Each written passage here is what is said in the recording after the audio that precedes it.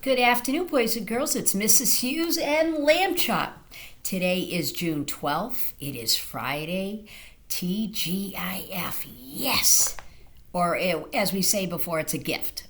You mix up those letters. Lamb Chop wants to remind you, Black Lives Matter. He is convinced that when we talk about stuff, it makes a difference. And you guys know that, right? You make a difference. So pay attention to this, okay? Well, boys and girls, today is the last day for African folklore. I have one more story with Anansi, that tricker spider. And what I did this time is I found a couple pictures. I made a little book for us to read. And the name of the story is Anansi and Turtle. He always has animals in it, okay? So here's Anansi, and there's a turtle. So put your thinking caps on. Lamb Chop, are you listening? Excuse me? Okay, he said he's listening. He's a Lamb Chop, a few words today. Once upon a time, my favorite words, there was Anansi the spider who picked up some yams from his garden. Yams are like sweet potatoes. They were extra beautiful, delicious yams, so he baked them carefully in the fire. And he sat down to eat them up. The one thing we know about Anansi has a big appetite, like me, and Lamb Chop.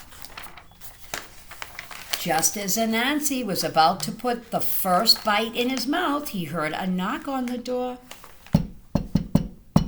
"Oh no," said Anansi. "Who could that be?" There was Turtle, who looked very tired. Turtle said, "Anansi, please let me in. I've walked so far today, and I'm tired and hungry." Could Anansi do but let him in? He had no choice. He didn't want to share. You know Anansi, he's kind of selfish. Anansi was selfish to share his beautiful yams with anybody else, especially Turtle. So he had to come up with a plan. Just as Turtle sat down at the table and began to reach for some yams, Anansi yelled at him, "Turtle, your hands are very dirty. You can't eat with your hands that dirty. Go wash them." Turtle's hands really were dirty, though, because he is a turtle and he crawls on the ground. So he slowly crawled to the river, he washed his hands, and he crawled back. I can understand you have to wash your hands before you eat, right, boys and girls? But meanwhile, Anansi had started gobbling up those yams. By the time Turtle came back, he saw that the yams were all gone. Oh, that wasn't very nice of that spider. Turtle looked at Anansi. "Thank you for inviting me to your house for dinner. If you're ever near my house, please come by and I will return the favor." And Turtle began slowly away to his house. Well, that wasn't very nice. He looked surprised that he ate them. What should Anansi have done? He should have waited for his guest to come back.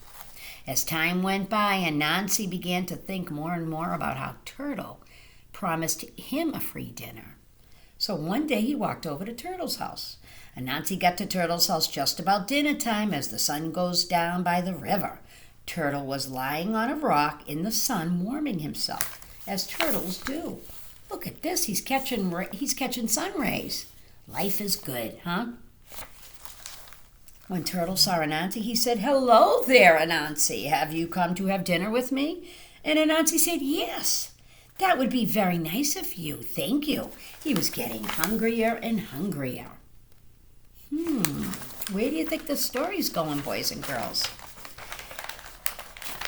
Turtle dived to the bottom of the river to set the table for dinner and got everything ready for Anansi. And Anansi waited at the top by the rocks. Soon Turtle swam back and he said, "Oh, Anansi, it is all ready now. Please join me for dinner." And Turtle dived down again and began to eat the greens. Now, boys and girls, here is the turtle.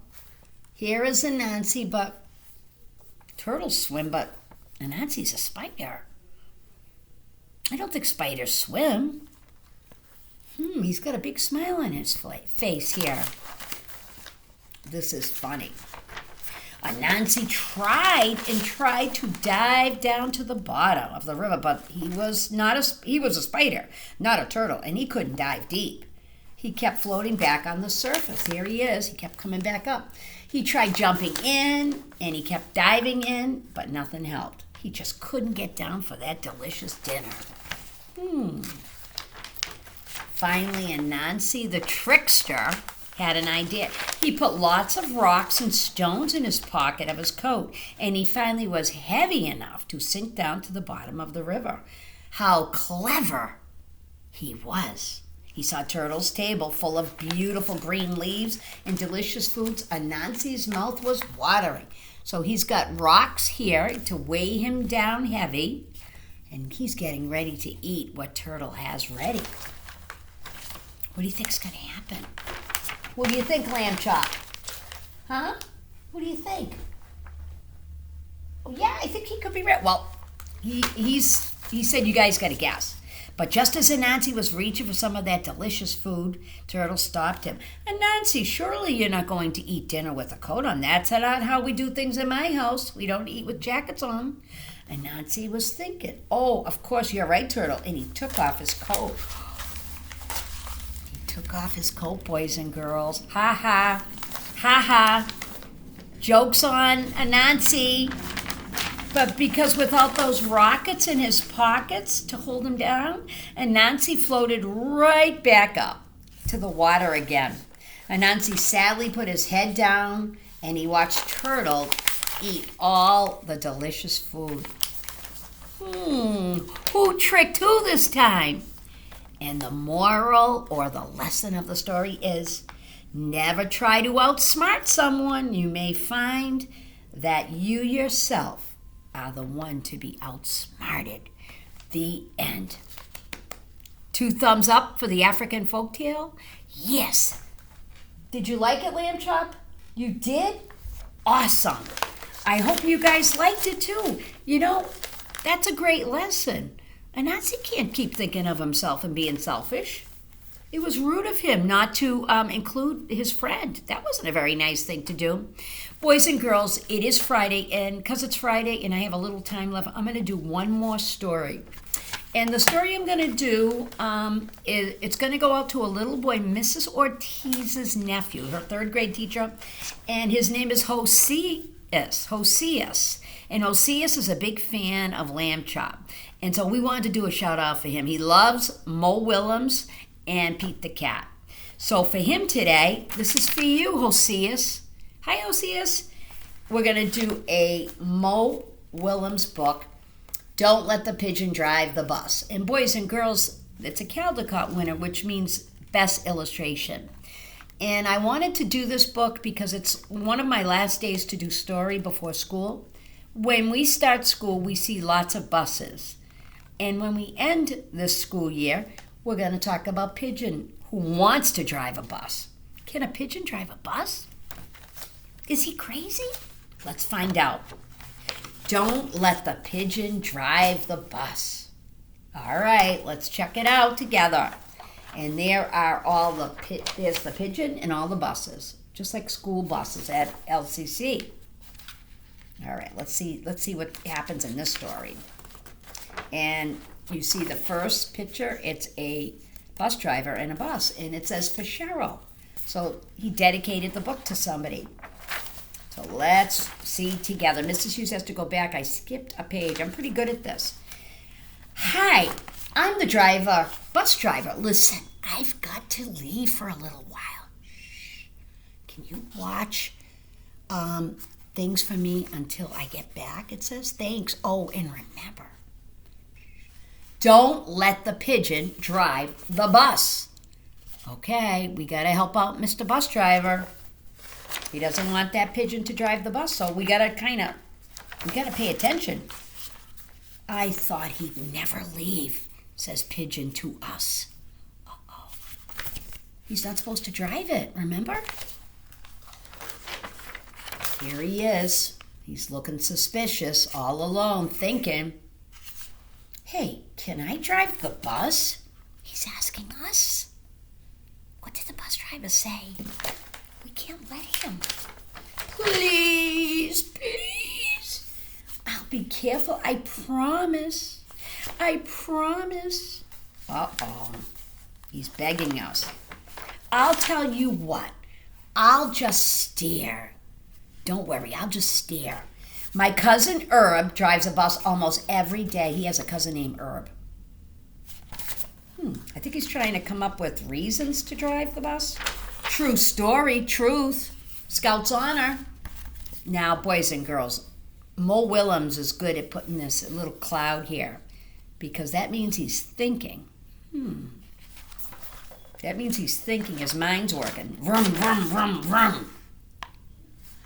Pigeon at the wheel. Oh, yeah. Pigeon at the wheel. Oh, yeah. Pigeon driving the bus. Oh, yeah. No?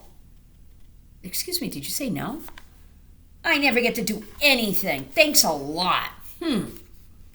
I'm upset. I don't like you. Hey, I got an idea. Let's play Drive the Bus. I have an idea. Let's play a game, Drive the Bus.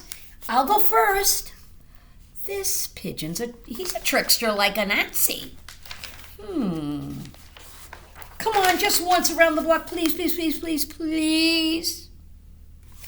I don't know. I'll be your best friend. I'll give you $5. No fear. I'll bet your mom would let me. Look at all these pictures of him trying to convince us to let him drive. What's the big deal? It's just a bus. I have dreams, you know. Fine. All disgusted. And then the next picture, let me drive the bus, he says, screaming. Let me drive the bus. What don't you get? And then you see these spots. And then here he is. And Mo Willems, again, used this big charcoal to show that he's upset and mad. I want to drive the bus, and that's it, and I want to.